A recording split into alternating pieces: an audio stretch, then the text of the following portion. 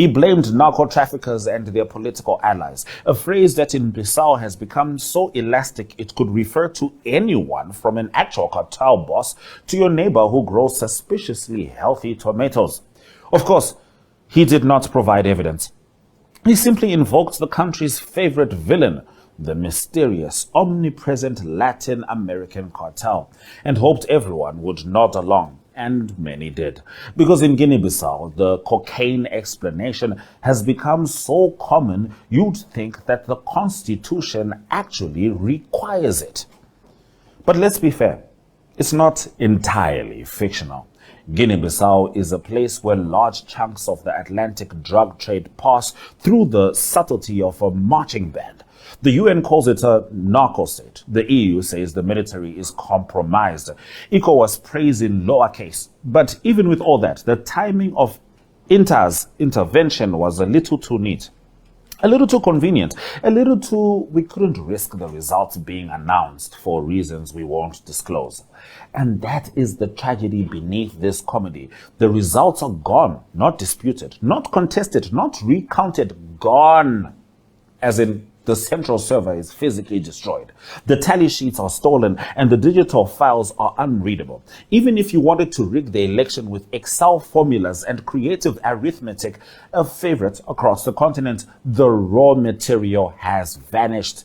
The paperwork has been memory holed. The data has been turned into confetti. Guinea-Bissau didn't just lose its election, it erased it. So now ECOWAS gets to act shocked again. On December 1st, President Julius Maada Bio of Sierra Leone flew in with a delegation to tell the junta to resume the electoral process and release the results. You could smell the confusion from Abuja to Accra. ECOWAS wants results that no longer exist. They want the CNE to retrieve tally sheets that are probably already lining someone's suitcase.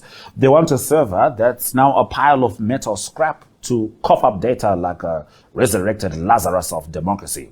There is a particular type of Western African diplomacy where everyone politely pretends the impossible is possible. This is one of those moments. Behind closed doors, ECOWAS is panicking. They already expelled Niger's junta from the bloc. They failed to move Mali or Burkina Faso.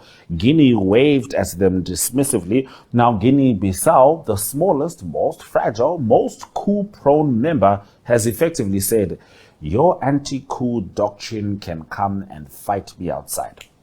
And the worst part, they might get away with it. Abuja is considering sanctions, recognition, suspension, travel bans, asset freezes. There's even talk, whispered, embarrassed, hypothetical, of a military intervention.